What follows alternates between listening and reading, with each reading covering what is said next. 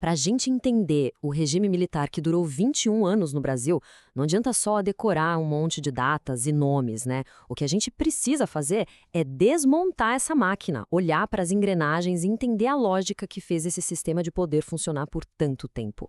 E é exatamente isso que vamos fazer agora.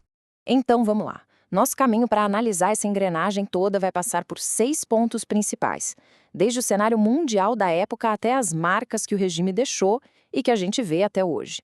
Para começar a entender o golpe de 64, a gente precisa primeiro dar uma olhada para fora do Brasil, porque o mundo estava completamente dividido. Pensa só, o mundo tinha acabado de sair da Segunda Guerra e já estava rachado em dois. De um lado, os Estados Unidos defendendo o capitalismo, do outro, a União Soviética com o socialismo. Era uma disputa ideológica total e todo o país, de um jeito ou outro, era pressionado a escolher um lado.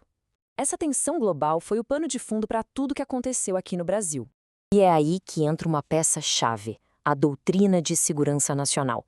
Essa foi uma ideologia que os Estados Unidos promoveram aqui na América Latina e que os militares brasileiros abraçaram. A lógica era a seguinte: os inimigos não estavam mais só lá fora. O inimigo podia ser interno, um sindicalista, um estudante, um político de esquerda. Eles eram vistos como parte dessa ameaça comunista global e isso, na visão dos militares, justificava uma intervenção para salvar a nação. Bom, com a justificativa ideológica pronta, o passo seguinte foi construir uma fortaleza de leis para concentrar todo o poder. Vamos ver como essa engenharia jurídica funcionou. É importante entender que a consolidação do poder não aconteceu da noite para o dia. Foi um processo, passo a passo, usando uma série de decretos chamados atos institucionais, os famosos AIs. Eles foram a ferramenta para desmontar a democracia aos poucos. Então, o que eram esses atos institucionais na prática?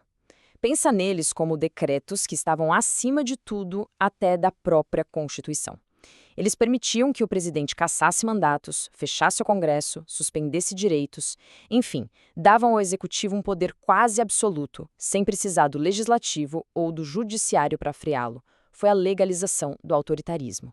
E talvez nada resuma melhor o espírito daquele momento, especialmente da edição do AI-5, do que essa frase aqui. Dita pelo ministro Jarbas Passarinho, ela basicamente foi uma declaração de que, a partir dali, o poder seria exercido sem limites, sem nenhuma barreira moral ou democrática. Mas olha que coisa! Enquanto a política era fechada com mão de ferro, a economia parecia estar voando. Foi a época do chamado milagre brasileiro. Só para a gente ter uma ideia do que isso significa. Em 1973, no auge, a economia brasileira cresceu absurdos 14% em um único ano. É um número impressionante, comparável com o que a China cresceu décadas depois. E claro, esse crescimento todo serviu de combustível para a narrativa do milagre. E essa sensação de progresso era martelada na propaganda oficial. Slogans como este, aqui, estavam por toda parte. A lógica era clara: mostrar que o regime, apesar de duro, estava trazendo desenvolvimento e fazendo o Brasil avançar. Isso ajudava a legitimar o governo e a diminuir o foco na repressão. Mas de onde vinha todo esse dinheiro? Basicamente, o milagre se apoiava em alguns pilares bem específicos. Muito dinheiro vindo de empréstimos estrangeiros, obras públicas gigantescas tocadas pelo Estado e, um ponto importante, salários controlados, o chamado arroxo salarial. E esse gráfico aqui, ele conta o resto da história, o preço desse progresso. De um lado, o PIB crescendo forte, quase 10% ao ano em média. Do outro lado, olha só o que aconteceu com a dívida externa. Ela simplesmente explodiu. Essa foi a bomba relógio que o regime deixou armada para a década de 80. Ok, então a gente tinha repressão política e um boom econômico. Mas como o regime controlava a narrativa sobre tudo isso? Com um sistema muito bem montado de propaganda e de silêncio. A propaganda era muito direta, muito fanista. Slogans como esse criavam uma lógica bem perversa. Ou você amava o Brasil do jeito que ele era, ou seja, apoiava o governo, ou você era o inimigo e deveria ir embora. Não havia espaço para críticas. E do outro lado da propaganda vinha um silêncio forçado. Quando os censores que ficavam dentro das redações cortavam uma notícia, olha o que os jornais faziam. Publicavam receitas de bolo no lugar. Era um protesto silencioso e irônico que se tornou um símbolo daquela época.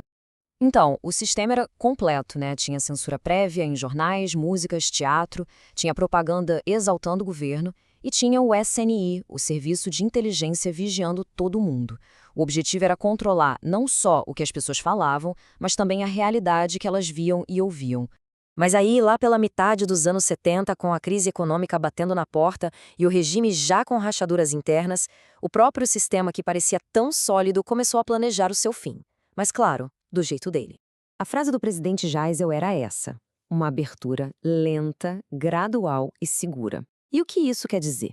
Que a transição de volta para a democracia seria controlada de cima para baixo. A ideia era garantir que os militares não perdessem o controle do processo e se protegessem no futuro. E esse processo foi acontecendo em etapas. O fim do AI-5, a lei da anistia, que foi super polêmica porque perdoou crimes de ambos os lados, garantindo impunidade aos agentes do Estado. Mas a sociedade civil não ficou só assistindo. A pressão popular cresceu muito e explodiu no movimento das diretas já, que levou milhões de pessoas às ruas pedindo eleições diretas para presidente. E mesmo com toda essa gente nas ruas, a emenda das diretas já não passou no Congresso. Faltaram apenas 22 votos. Esse número mostra como o regime, mesmo enfraquecido, ainda tinha muita força para manobrar e garantir que a transição acontecesse nos seus termos.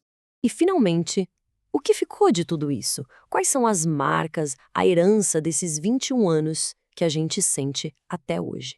O legado é bem complexo, tem dois lados. De um ficaram as obras de infraestrutura gigantescas, como estradas e hidrelétricas, mas do outro ficaram cicatrizes muito profundas. A dívida externa, o aumento da desigualdade social e uma cultura de impunidade pela violência do Estado. A Constituição de 1988, inclusive, foi uma resposta direta a todo esse período autoritário. Por isso que entender esse período não é só olhar para o passado. As estruturas de poder, as ideias, as cicatrizes, tudo isso continua moldando os debates políticos que a gente tem hoje.